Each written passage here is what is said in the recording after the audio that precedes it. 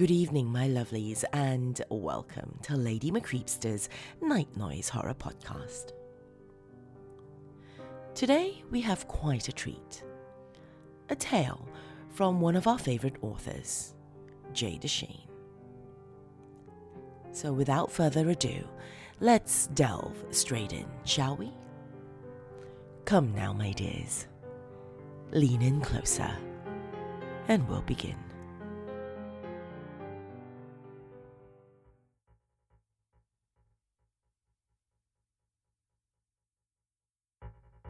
The teacup rattled against the saucer as Mary picked it up. Slowly, she lifted the cup to her thin lips and sipped the steaming liquid. Ah, she said to herself, even though her taste buds weren't quite as sharp now as they had been in her younger days.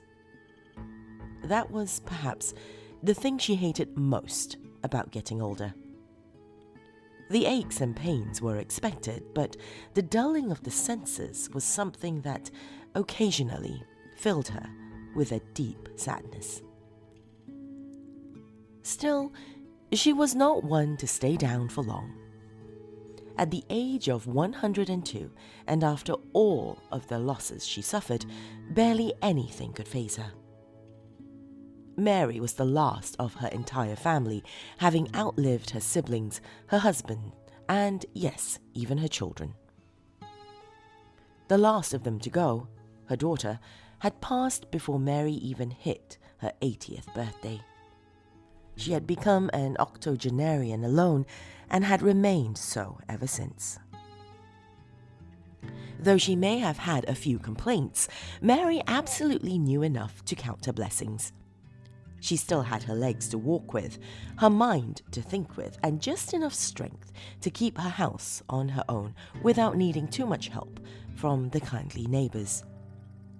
She had been just fine for a long time, and she meant to go on that way. On that sunny Sunday afternoon, with her tea going cold on the table beside her, Mary was just about to nod off for a nap when she heard a series of knocks at the door. Ba-boom, ba-boom, ba-boom. The rhythm was that of a heartbeat. Mary's blood froze in her veins. She knew only of one person who knocked like that, and she never expected to see him again. It couldn't be, Mary thought to herself. It's been so, but maybe, just maybe, it's one of the children from next door. Children like to play games. And thus, having seated her mind with reasonable doubt, Mary rose to answer the door. Her guest was not among her neighbours. Instead, Mary found herself looking into the same cold grey eyes she had seen on so many occasions. His hair was slicked back as always, and his suit perfectly pressed. That handsome face had charmed her once, but she had learned long ago to associate it with pain. "What do you want?" Mary asked. "Mary," said the man. "Is that any way to greet an old friend?" He smiled as he always had, as if he were trying on a brand new face. His eyes, however, remained dead. "Answer me," Mary said. "What do you want?" "May I come in?" the man asked. "Why?" Mary demanded. The man's expression made no change, but Mary could tell from his tone that he was irritated. "I'll tell you once you let me in." With that, Mary sighed and stepped aside to admit the man. "All right, you're in now. What do you want?" The man smiled again. "I've come to check up on you," he said. "Come, let's sit together for a while and chat." The friendly words sounded just as unnatural in his mouth as the smile did on it. "Ain't nothing to chat about," Mary insisted, her nerves beginning to jitter. "I'm doing just fine." "Yes," said the man. "I can see that." He looked down at the table beside him, on top of which rested a tiny plastic device. It was a call box of some sort with a red, unlit bulb in the center. He pressed the button just below the bulb and smiled. Turning to look at Mary, he raised the device to his ear and gave it a shake. Something loose rattled within. "Shouldn't you be wearing this?" he asked. "I don't need it. I'm in perfect health," Mary said proudly. "Besides, it stopped working a month ago." "I see," said the man, his smile widening. "You know, Mary, I liked you from the moment we met. How long ago was that now? Oh, well, it doesn't matter. But my point is that I liked you even then. And do you know why?" "Why?" Mary asked, somewhat afraid of the answer. "I like you because you're proud," the man said. "Pride, it's one of my 7 favorite qualities." He chuckled a little to himself.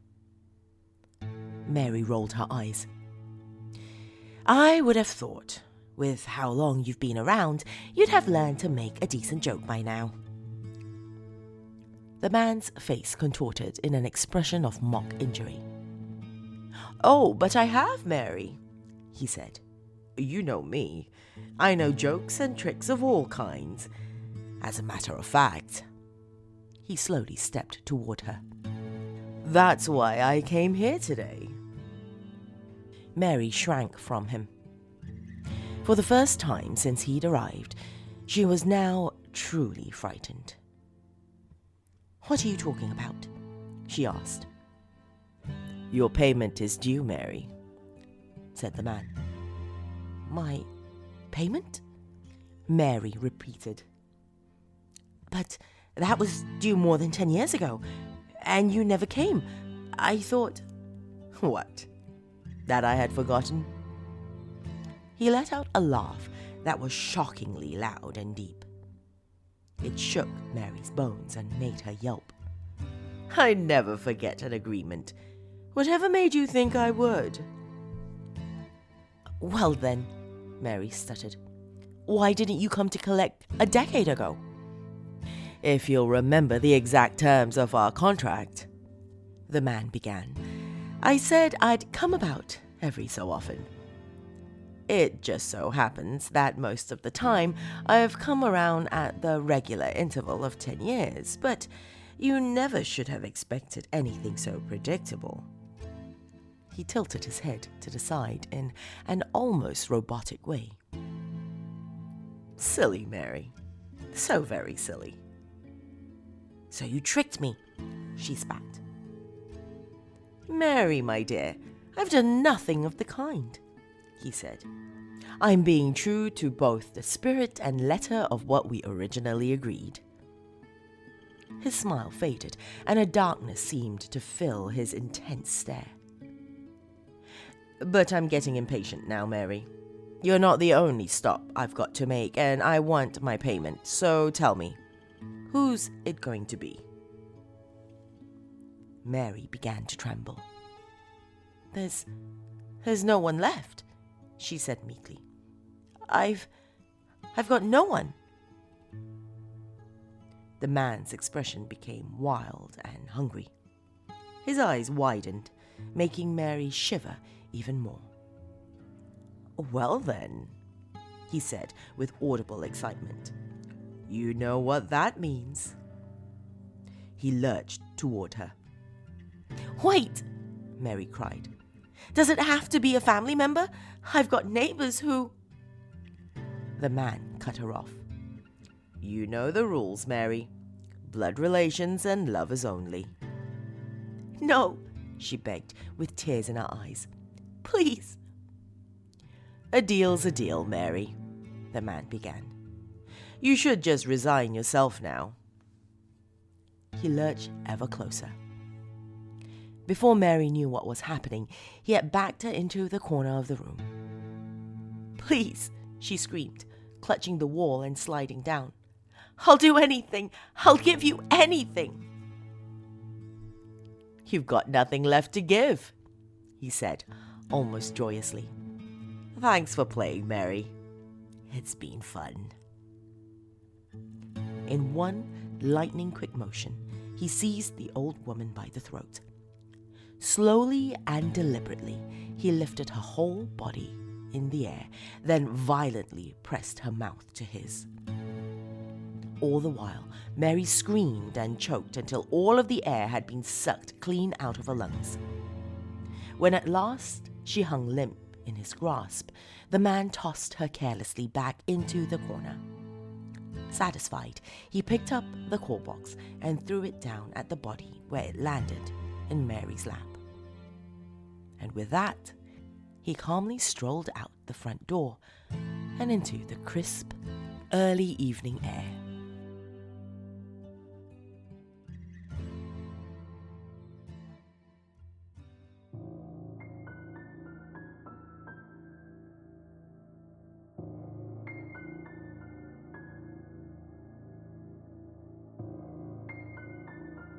If you enjoyed that tale, my dears, and would like to hear more from author Deschene, go to my YouTube page, as there is a playlist there of all her stories I have performed so far. And before leaving, my dears, I would like to take this opportunity to thank my dark family on Patreon for their continuous support, as it is you, my dears, who help keep this podcast and channel going. Family members such as Jacob Schaefer, Bill Thornsley, Dawn Fritzwater, Melissa Perez, Honey Santiago, Oliver Dace, L. Andrew Augustus, Dana Fringer, Stephen Aguilera, Taylor Fluth, Laura Setapenry, and all those listed in the description below. If you would like to join these beautiful ghouls and become a member of our dark family, go to patreon.com/LadyMcCreepster for more information. And that's all the time we have this evening, my dears. Till next time, sweet dreams.